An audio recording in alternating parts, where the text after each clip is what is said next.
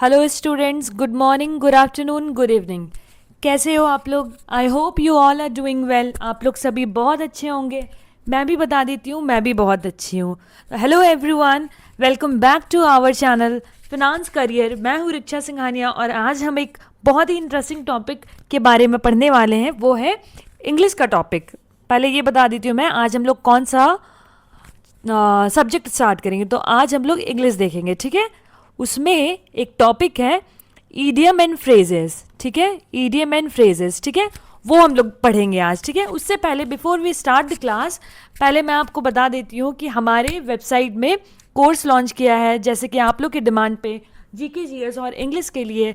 तो link description box में, link को अगर आप क्लिक करोगे तो आपका वेबसाइट ओपन हो जाएगा, ठीक है। वेबसाइट ओपन होने के बाद आपको कुछ वेबसाइट इस प्रकार दिखेगा, इस तरह से दिखेगा, ठीक है। तो ये हो गया इंटरफेस। पहले आपको ये वाला सिलेक्शन, ये वाला कॉर्नर दिखेगा। उसके बाद फिर आप देखेंगे कि एक्सपर्ट लीड कोर्सेज है। यहाँ पे आपको प्रोफेशनल कोर्सेज के बारे में बताया जाता है, C A C S C M A M B A के बारे में। और उसके बाद आप लाइव मॉक टेस्ट दे सकते हैं और आप ऑनलाइन बुक्स भी ऑर्डर कर सकते हैं और 24/7 आपको क्विक सपोर्ट मिलेगा। फिर अभी जो हमने लॉन्च किया है पॉपुलर क्लास, वो है जीके जीएस, मतलब नॉन टेक्निकल का GK GS, English, current affairs, math और रीजनिंग, ये सारे हमने लॉन्च किया है, ठीक है। तो ये है हमारा पॉपुलर कोर्सेज जो अभी अपकमिंग एग्जाम है उसके लिए हमने अपडेट किया अपने वेबसाइट पर ये सारी कोर्सेज। तो अगर आप इंटरेस्टेड हो तो सब्सक्रिप्शन लो और जल्दी से जल्दी ज्वाइन कीजिए, क्योंकि वैकेंसी बहुत ही लिमिटेड है और बहुत कम टाइम बचा और पढ़ना हमें बहुत कुछ है, ठीक है। तो नॉन टेक्निकल का पहला है, तो आप लोग भी बहुत ज़्यादा एक्साइटेड होंगे नॉन टेक्निकल कोर्सेज को लेके, ठीक है। तो ये सारी अपडेट कर दी गई है यहाँ पे वेबसाइट में। सब कुछ जीके जीएस है, रीजनिंग है, मैथ्स है, करंट अफेयर्स है, इंग्लिश है। तो ये सारा हो गया आपका पॉपुलर मॉक टेस्ट। तो मॉक टेस्ट भी आप दे सकते हो। यहाँ पे फुल कोर्सेज है, professional knowledge, general awareness, English test, reasoning, quant. उसके बाद फिर आप इसका भी मॉक दे सकते हो। And after that non technical courses है यहाँ पे। अगर आपको सिर्फ करंट अफेयर्स लेना है तो you can buy only current affairs, and if you want to purchase English class you can purchase only English. So there are segregate department, segregate corner for this courses. सो अगर आपको overall नहीं लेना है तो आप अलग अलग भी ले सकते हो, ठीक है। फिर आगे आते हैं हमारा अचीवमेंट कॉर्नर्स। ये हो गया हमारा पूरा टेस्टिमोनियल और पूरे वेबसाइट के बारे में, ठीक है। तो मूविंग टू आवर क्लास, तो ये सारा था वेबसाइट के बारे में जो मैंने आपको दिखाया, और लिंक डिस्क्रिप्शन में मैंने डाल दिया है। आप लिंक को क्लिक करना, आप वेबसाइट में पहुंच जाओगे और वहाँ से whichever you want to buy, आपको जो भी कोर्सेज पसंद है, आपको जो भी कोर्स चाहिए आप बाय कर लेना, ठीक है। तो आज हम लोग क्या पढ़ने वाले थे? सबसे पहले आप लोग ये बताइए कि कमेंट सेक्शन में कि आप लोग कहाँ कहाँ से हो। मुझे भी तो पता चले कि मेरे स्टूडेंट कहाँ कहाँ से हैं, ठीक है। तो if you do like this session तो वीडियो को लाइक करें, चैनल को सब्सक्राइब करें और कमेंट करें कि आप लोग कहाँ कहाँ से, ओके। तो अगर मान लीजिए this is about me and this is our channel, this is our telegram channel, this is our linkedin channel, and this is telegram channel, this is facebook channel. Join our channels so that you can get the notification very fast. आपको यहाँ से एकदम up to date notification मिल जाएगा, जो भी updated vacancy आएगी वो मिल जाएगा, ठीक है। तो आज हम क्या पढ़ेंगे? इंग्लिश पढ़ेंगे। इंग्लिश का भी कौन सा टॉपिक पढ़ेंगे? बहुत ही इंपॉर्टेंट ईडियम एंड फ्रेजेस पढ़ेंगे, ठीक है। क्या पढ़ेंगे हम? ईडियम एंड फ्रेजेस पढ़ेंगे। तो स्टूडेंट्स, ईडियम रटने के लिए नहीं होता है। क्या? ईडियम ना रटने के लिए नहीं होता, उसको इमेजिन करके याद करना पड़ता है। क्या करना पड़ता है? इमेजिन करके हम लोग इसको याद करेंगे। तो जब आप विजुअलाइज करते हो तो वो आपको लॉन्ग टर्म के लिए याद रहता है। और अगर मान लीजिए सिर्फ आपने पढ़ लिया तो this will not make any sense, मतलब this will not adding anything to your brain. तो अगर आप विजुअलाइज करके पढ़ोगे, इमेजिन करके पढ़ोगे, तो ये लॉन्ग टर्म में आपको याद रहेगा। तो वोकैब और ईडियम फ्रेजेस, OWS, तो ये सब कुछ ऐसा ही है कि आपको इमेजिन करके याद करना पड़ेगा, समझना पड़ेगा। तो क्या होगा? आपका रिटेंशन पावर बहुत ज़्यादा होता है, ठीक है। तो स्टार्ट करें। तो पहला ईडियम है हमारा एट द 11 आवर। मतलब क्या हो गया? At the 11 hour. इसका मतलब इमेजिन कीजिए अब आप एक बंदा भाग रहा है, ये क्या है, एक बंदा है जो कि भाग रहा है। क्यों भाग रहा है, पेपर गिर रहा है लेकिन वो आंखें बंद करके भाग रहा है, ठीक है। क्यों, क्योंकि लास्ट मोमेंट पे उसे पहुंचना है, ठीक है। क्या पहुंचना है, कहाँ पहुंचना है, उसका एग्जाम है बट वो भागे जा रहा है एकदम लास्ट मोमेंट पे। तो he reach the station at the 11 hour, ठीक है।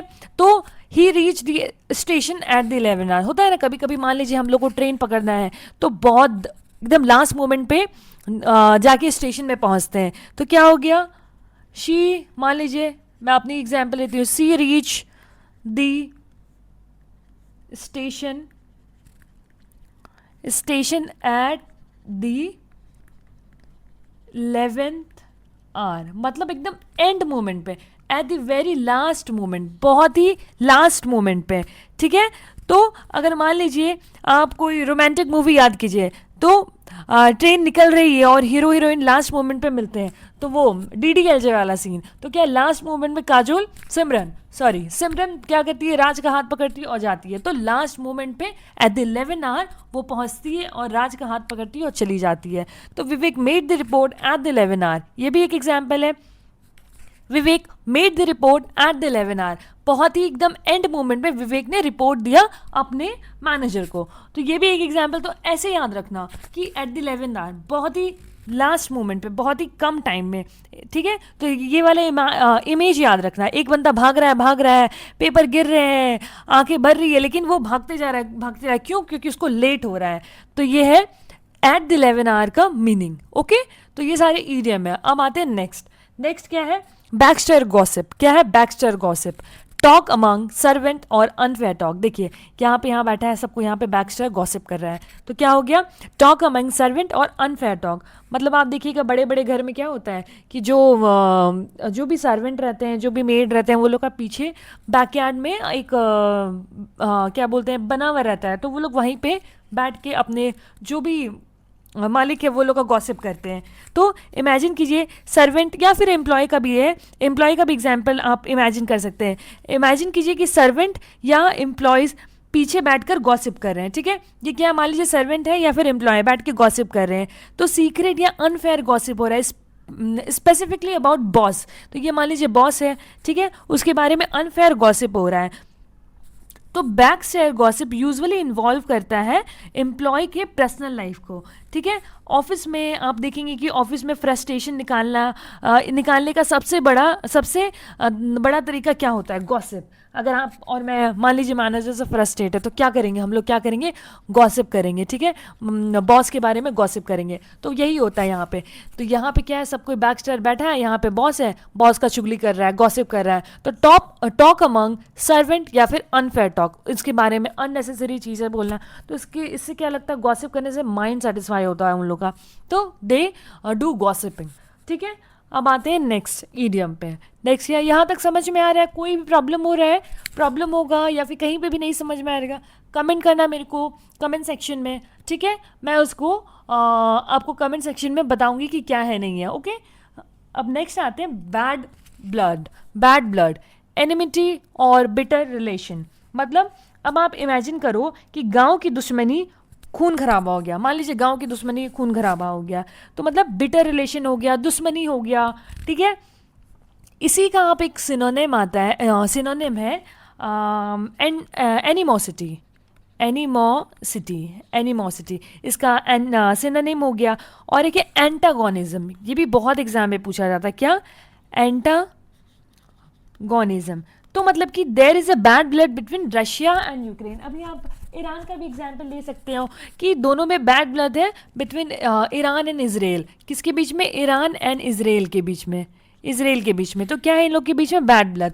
तो there is bad blood between Iran and Israel. आप रशिया यूक्रेन का भी एग्जाम्पल ले सकते हैं, दोनों के बीच में, दोनों देशों में वॉर हो रही है, तो दोनों देशों के बीच में संबंध अच्छे नहीं है, तो ऐसे, तो they are in bad blood. तो एनिमिटी, बिटर रिलेशन खराब है, तो इसी का सिनोनिम क्या हो गया, एनिमोसिटी, एंटागोनिज्म। तो ये सारा क्या हो गया, बैड ब्लड का आपका सिनोनिम हो गया, okay. Moving to the next question, bag and baggage with all belongings. क्या है, विथ ऑल बिलोंगिंग। अब इमेजिन कीजिए कोई अपना पूरा सामान उठा के भाग गया, ये आदमी है, जैसे ये आदमी है अपना पूरा सामान उठा के क्या क्या भाग गया, ठीक है। तो अपना मान लीजिए बोरिया बिस्तर समेट के चल गया, क्या अपना जो भी इसका बोरिया बिस्तर है समेट के चला गया। तो विथ बैग एंड बैजेस आप ऐसे मत लिख लेना बैग एंड बैगेज, सिर्फ बैग एंड बैगेज ऐसे मत लिखना, ठीक है। तो डायरेक्ट यूज होता है इसका, ऑलरेडी ये एडवर्ब है, क्या है, ऑलरेडी ये एडवर्ब है, क्या है, ऑलरेडी एडवर्ब है, तो ये डायरेक्ट यूज होता है। मान लीजिए एग्जाम्पल मैं आपको देती हूँ, my tenant left bag and baggage without paying me, without paying मी।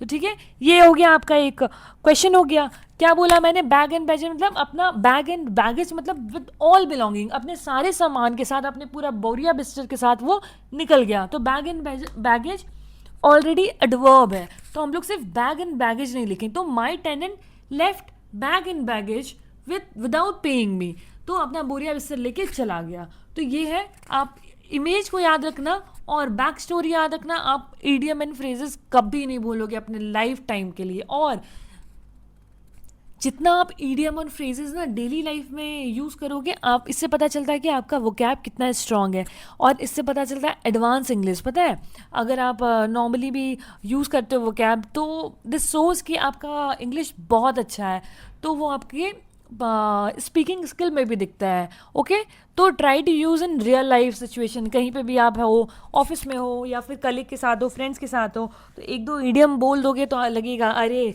कितना अच्छा वर्ड बोला है। तो आपने अपना ईडियम और वोकैब भी स्ट्रॉन्ग कर लिया, और आपने थोड़ा शो ऑफ फ्लेक्स भी कर दिया है कि I know this word.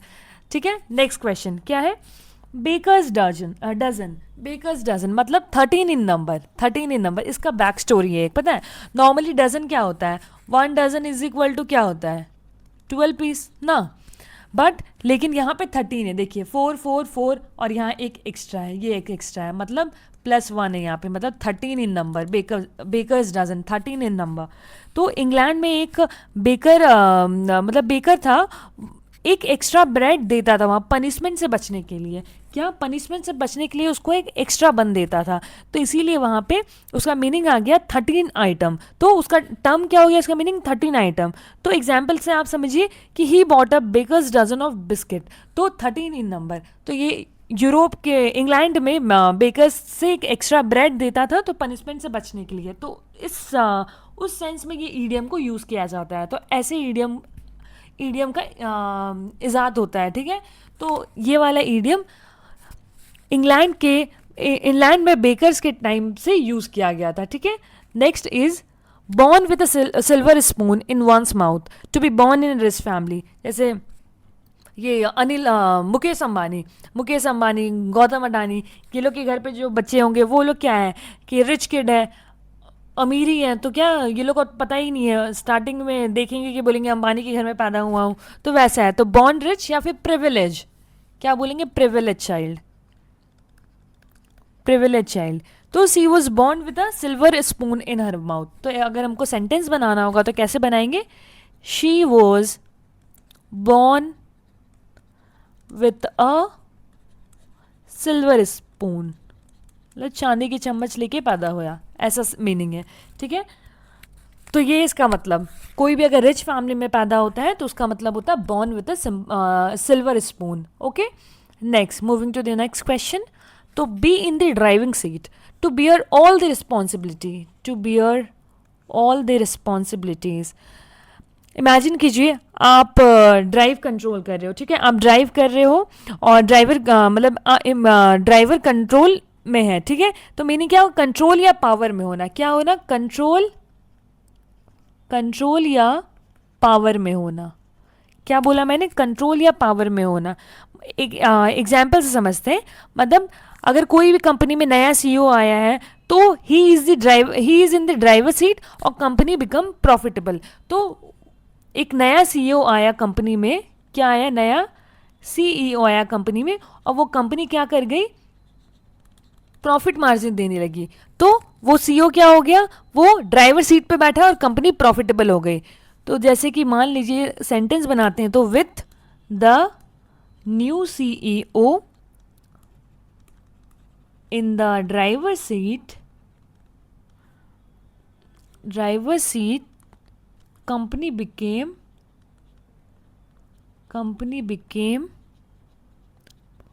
Profitable. ठीक है, तो कंपनी न्यू सीईओ आने के बाद कंपनी क्या की, प्रॉफिट करने लगी। तो you will be in the driver seat one day, मतलब कि आप भी अपने लाइफ के ड्राइवर खुद बनोगे, आप भी एक अच्छे हाइट पे पहुंचोगे, आपको जो चाहिए वो मिलेगा, बस उसके लिए क्या करना है, मेहनत करते रहना है, बिना कुछ सोचे समझे मेहनत करना है। So you will be in the driver seat one day. Okay, तो आप सारे रिस्पॉन्सिबिलिटीज़ लोगे। आप ऐसे भी समझ सकते हो, जैसे कि मान लीजिए बोलते हैं ना, लड़का होना, लड़के हैं तो कमाना पड़ेगा। तो अभी अभी बच्चे रहते हैं तो लगता है कि बहुत ये कि लड़का पैदा हुआ लड़का, बट वैसा नहीं रहता है।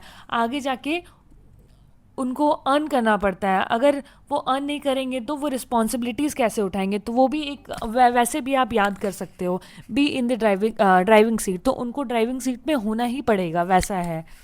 This is the part and parcel of the life. Next is bear the brunt of. To bear the main part of something unpleasant. तो यहाँ पे देखिए आप सिचुएशन समझ रहे होंगे, अनप्लीजेंट सिचुएशन है। मान लीजिए सारा ब्लेम एक ही इंसान पे आ रहा है, ये क्या कर रहा है, सारा ब्लेम इस इंसान के ऊपर दे रहा है। तो सफ़र द मेन इम्पैक्ट, ये क्या कर रहा है, he is suffering the main impact, suffer the main impact. ठीक है, तो they bear the brunt of violence, क्या they brunt the they bear the brunt of violence. ठीक है, they bear the brunt of violence. बहुत जन इसको beer पढ़ते हैं, बट प्रोनाउंसिएशन क्या होता है, बेयर द ब्रंट ऑफ। और एक रहता है रिसीट, सब कोई रिसीट पढ़ते हैं बहुत जन। ठीक है, बहुत जन रिसीट नहीं पढ़ते हैं, रिसीप्ट पढ़ते हैं, तो वो क्या होता है, रिसीट होता है। Okay, next, moving to the next question. Beat about the bush, yes, to talk in a round about manner, circumlocution. मतलब आप देखेंगे आपका कोई फ्रेंड होगा, वो क्या करेगा, घुमा फिरा के बात करेगा, सिचुएशन को बताएगा, लेकिन जो सिचुएशन वहाँ हुआ है, मेन सिचुएशन, मेन मुद्दे की बात पे नहीं आता है। पहले अपनी बात को सरकम लोकेशन करेगा, उसके बाद आपको मेन पॉइंट में, तब भी नहीं बताएगा इनफैक्ट। तो बातों को घुमा फिरा के तोड़ मोड़ के बताता है वो। ठीक है, तो घुमा फिरा के बताना ऐसे बोलते हैं। तो सीधा बात ना करना, घुमा फिरा के बोलना। ठीक है, तो stop beating about the Bush, answer me directly. आप बोलेंगे ना, फिर आप क्या बोलोगे, घुमा फिरा के मत बोलो, मेरे को डायरेक्टली बोलो क्या हुआ है situation. So you are saying stop beating about the bush and answer me directly. तो सरकम लोकेशन, लोक का मतलब ही होता है रूट वर्ड में बोलना, क्या बोलना। तो आपको कोई भी वर्ड दिखेगा, लोकेशियस, एक आता है सोमनाबुलिज्म, सोमनालोक्यूसियस। तो सोमनालोक्यूसियस मतलब क्या होता है, नींद में बोलने वाला आदमी, तो उसमें भी लोक आ रहा है। तो लोक जहाँ पे आपको दिखेगा वो बोलने से रिलेटेड होता है। तो circumlocution, to talk in a round about manner, तो घुमा फिरा के बात करना। Okay, moving to the next question. Beat black and blue मतलब आप इमेजिन कीजिए कि बस मतलब बहुत ज़्यादा मारा, बहुत मारा, तो ये क्या हो गया, लाल पीला नीला सब हो गया, इतना मारा इसको, इतना मारा। तो beat black and blue, to beat mercilessly. ठीक है, तो इतना मारा उसको, इतना मारा कि वो उसकी बॉडी पूरी लाल हो गई और नीली हो गई, फिर नीला से काला पड़ गया। पहले क्या होता है, बहुत आप किसी चीज़ को मारो, किसी को मारो तो लाल हो जाता है, फिर वो नीला पड़ता है, फिर क्या होता है, काला हो जाता है। तो वही है बीट ब्लैक एंड ब्लू। पहले क्या होता है, लाल होता है, पहले लाल हो गया, फिर नीला हो गया, फिर क्या हो जाता है, काला हो जाता है। ठीक है, तो बीट ब्लैक एंड ब्लू, पहले लाल हो गया, फिर नीला हो गया, फिर काला हो गया, मतलब कि पूरे बॉडी का कलर ही चेंज हो गया। तो बीट ब्लैक एंड ब्लू, तो मर्सीलेसली मारना या तो बुरी तरह से पिटाई करना है इसका मतलब। मर्सी का मतलब ही होता है MERCY। ठीक है, मर्सी मतलब दया, ठीक है, और मर्सीलेस मतलब मर्सीलेस मतलब बिना दया के, क्या बोला मैंने, बिना दया के। तो कैसे मारा, टू बीट मर्सीलेसली, बिना दया के बस मारे जा रहा, उसकी बॉडी पूरी लाल पीला नीला काला सब हो गया। Moving to the next question.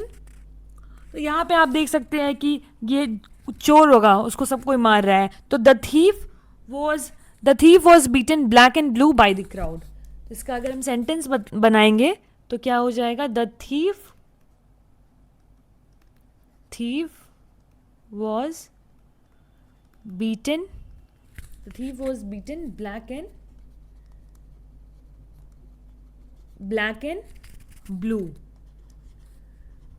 blue by the crowd okay, यहां तक समझ में आया।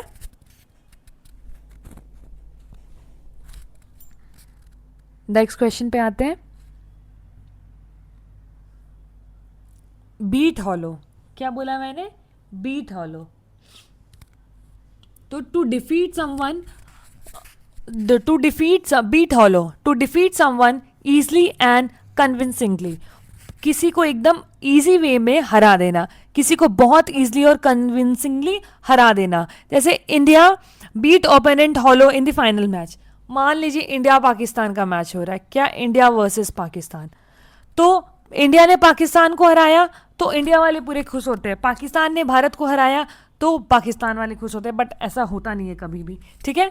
तो इंडिया ने पाकिस्तान को हराया तो हम लोग पूरे क्या होते हैं, खुश हो जाते हैं। तो India beat the opponent hollow in the final match, तो क्या हो गया, beat hollow, to defeat someone easily and convincingly. तो इंडिया ने फाइनल मैच में अपोनेंट को बहुत ही आसानी से हरा दिया। अगर मान लीजिए अगर फाइट या कॉम्पिटिशन में कोई एकदम डोमिनेट कर रहा है तो दिस इज बीट हॉलो। आप चेस के गेम में भी देख सकते हैं, चेस के गेम में भी ऐसा ही होता है। अगर फाइट चल रही है या फिर कंपटीशन एकदम डोमिनेट हो रहा है तो ये क्या हो जाता है, बीट हॉलो, ठीक है। Moving to the next question. Beck and call, क्या हो गया, beck and call, ready to obey the orders instantly. मतलब क्या हो गया, हमेशा रेडी रहना, किसी भी ऑर्डर्स को फॉलो करना, हमेशा रेडी रहना। ये बॉस है, ये मान लीजिए एम्प्लॉय है, तो हमेशा ये रेडी रहेगा ऑर्डर्स को फॉलो करने के लिए। और एक एग्जाम्पल आप ले सकते हैं सर्वेंट का। तो क्या है, सर्वेंट ऑलवेज क्या रहता है, उसके पीछे ही रहता। देखेंगे ना आप, जो भी रिच लोग रहते हैं उसके पास 10-20 आगे पीछे नौकर जाकर घूमते रहते हैं।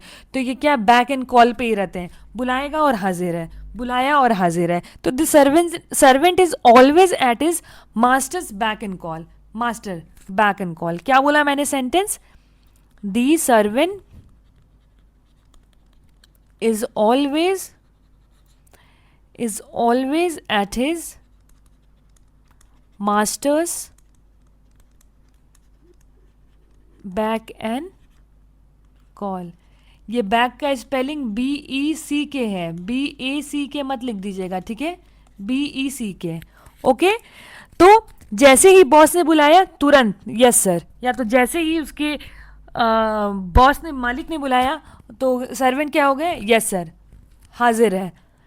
Next question is bed of roses, pleasant situation of comfort. तो बोलते हैं ना, life is not a bed of roses. मेरी लाइफ बेड ऑफ रोजेस नहीं है। आपको लगेगा ना कि इतना स्ट्रगल कर रहा हूँ, अभी इतना पढ़ रहा हूँ, अभी now your life is not bed of roses. But अगर आप PSU क्लियर कर लेंगे फिनांस करियर के साथ, पढ़ के उसके साथ मिल के साथ में ग्रो करके, तो इससे क्या होगा, आपकी लाइफ बेड ऑफ रोजेस हो जाएगी। तो ये एग्जाम्पल, तो हर life is a bed of roses after getting a good job. तो इसकी लाइफ क्या होगी, इसने PSU में सिलेक्शन पा लिया फाइनेंस करियर के साथ पढ़ के, तो इसकी लाइफ क्या हो गई, बेड ऑफ रोजेस हो गई, ठीक है। तो रोज क्या होता है, सॉफ्ट होता है, ब्यूटीफुल, ईजिली लाइफ, तो बेड ऑफ रोजेस, ये इडियम एंड फ्रेजेस ऐसे आया था, ठीक है। अब इसी का एक एंटोनिम अपोजिट आता है, idiom and phrases, bed of thorns, ठीक है। A situation of extreme difficulty, बहुत डिफिकल्ट और पेनफुल सिचुएशन में होना।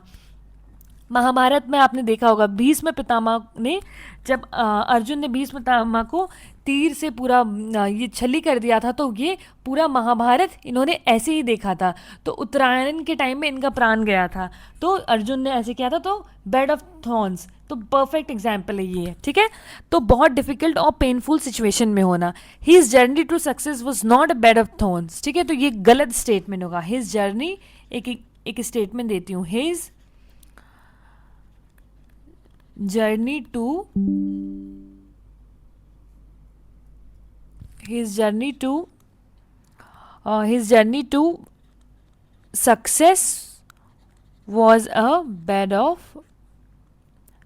of thorns, ठीक है। तो ये है करेक्ट स्टेटमेंट, ओके। तो ये हो गया। तो थॉर्न्स मतलब आप समझ लीजिए कांटे, इसका मतलब क्या हो गया, कांटे, पेन, डिफिकल्टी, ये हो गया इसका मतलब, बेड ऑफ थॉर्न्स का मतलब। अब आते हैं beggars description. Beggars description, difficult और इम्पॉसिबल टू डिस्क्राइब और एक्सप्लेन। जैसे आप देखिए कश्मीर की खूबसूरती, ये इतना सुंदर है, इतना सुंदर है कि मेरे पास वर्ड नहीं है इसको डिस्क्राइब करने के लिए कि ये कितना सुंदर है। तो वो चीज़ है। तो जो चीज़ें डिस्क्राइब करना मुश्किल हो या इम्पॉसिबल हो उसको बोलते हैं बेगर्स डिस्क्रिप्शन। तो the beauty of the Kashmir valley on the earth is beggars description. और एक और एग्जाम्पल है, आप सोच लीजिए ताजमहल का वो भी क्या है, बेगर्स डिस्क्रिप्शन है। तो beauty of the Taj Mahal's beggars description. Taj Mahal की खूबसूरती शब्दों में बयां नहीं की जा सकती, ठीक है। इतना अमेजिंग है कि वर्ड भी फेल हो जाए। वैसे वो होता है ना कि उसको इतना देखा कि दोनों आंखों से कितना ही देखा जा सकता था। वो एक वर्ड था, बहुत ही फेमस हुआ था रील में। तो कश्मीर के लिए वही 2 लाइनें हैं। तो ये क्या हो गया, इसका मतलब बेगर्स डिस्क्रिप्शन का मतलब ये हो गया, डिफिकल्ट और इम्पॉसिबल टू डिस्क्राइब और explain. That's it for the today's class. आज हमने देखा टोटल इडियम एंड फ्रेजेस, क्या क्या पढ़ा हमने।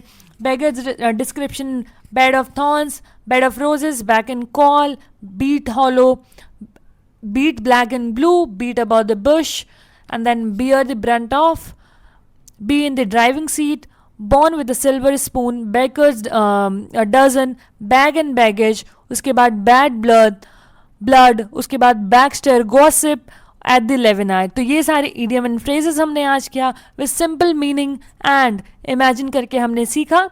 तो that's it for the today's class। हम लोग नेक्स्ट क्लास में क्या करेंगे, वोकैब थोड़ा सा पढ़ेंगे, ठीक है। तो ये रहा आपका आज का सेशन। कमेंट करके मेरे को बताना कि कैसा लगा आपको आज का सेशन। और अगर वीडियो अच्छा लगा तो चैनल को सब्सक्राइब करें, वीडियो को लाइक करें, और मिलते हैं नेक्स्ट क्लास में। Thank you for the today's class.